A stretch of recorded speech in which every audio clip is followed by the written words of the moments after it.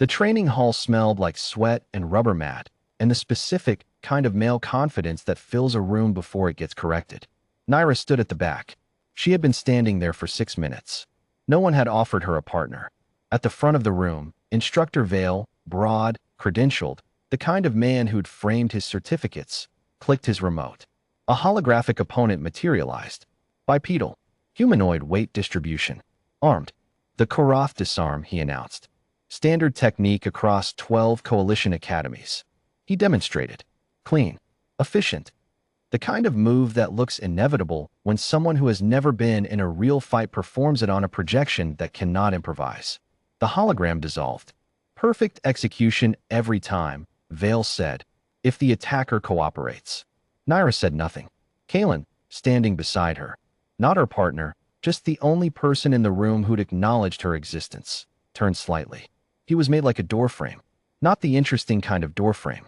The kind that is simply, unremarkably there, load-bearing and quiet.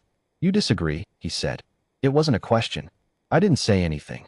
You're doing that thing with your jaw. She was doing that thing with her jaw. Vale was still talking. The grip break relies on the attacker's natural wrist rotation. Once you have the angle. Instructor. Vale stopped.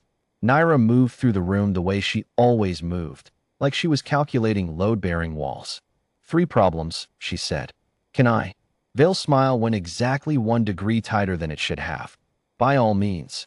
She picked up a training baton from the rack, held it out to the nearest student, Corporal Denny, big, well-meaning, the human equivalent of a golden retriever. Attack me, she said. Same configuration Vale showed. Don't hold back. Denny glanced at Vale. Vale shrugged. Denny lunged. The first counter took under a second. She did not break the grip. She collapsed into it, dropped her center below his, let his forward momentum become his problem, redirected the baton to his own sternum before his arm had finished extending. Denny sat down on the mat. He did not remember deciding to do this. Problem 1, Naira said. The Karath assumes the attacker commits weight forward. Real attackers test first. The technique fails on any feint. She helped Denny up. He looked like a man reconsidering several life choices. The second counter was slower. Deliberate. She let Denny get the full grip. Let him feel like he'd succeeded. Started the prescribed sequence. Then she stopped. 1 wrong angle. A half step too wide. The baton was at her throat in 0.4 seconds. Problem 2. Her voice was steady. The baton was still at her throat. There are 4 exit angles in the standard grip window. Vale's technique closes 2 of them. The attacker still has 2.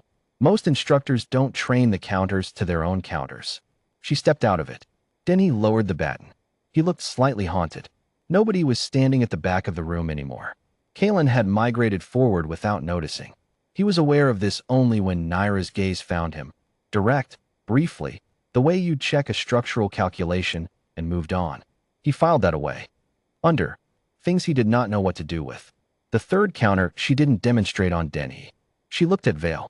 May I? Something shifted in the room. The kind of silence that is actually very loud. Vale was a credentialed man. He was also, Kalen assessed, a man who understood that refusing now would cost more than accepting. Go ahead. She moved to face him. He held the baton. Took the same stance his hologram had used. He attacked. She didn't break the grip. She didn't collapse into it. She didn't redirect. She froze. Full stop. Body locked. Hands up. Classic surrender posture.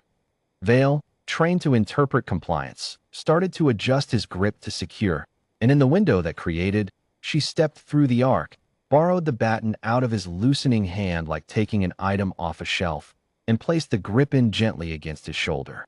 Silence. Problem 3, Naira said. The disarm is designed for combatants.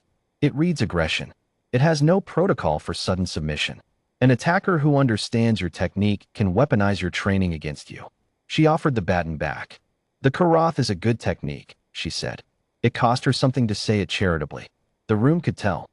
Against an untrained attacker with no counter-knowledge, it's effective. But we stopped fighting untrained attackers with no counter-knowledge about 3 wars ago. Vale took the baton. The class was very quiet. Partner drills, he said. Pair up. That was all he said. Naira walked back to her spot. Kalen was there. He hadn't moved to find a different partner. He also had not acknowledged that he'd claimed her as one.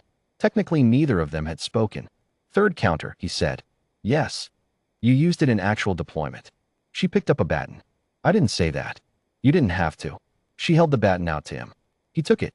What she'd said in that third counter demonstration, sudden submission, sat behind his sternum like a thing he'd heard before. In a different context. From a different direction. He would not ask about it. She would not explain it. They ran the drill.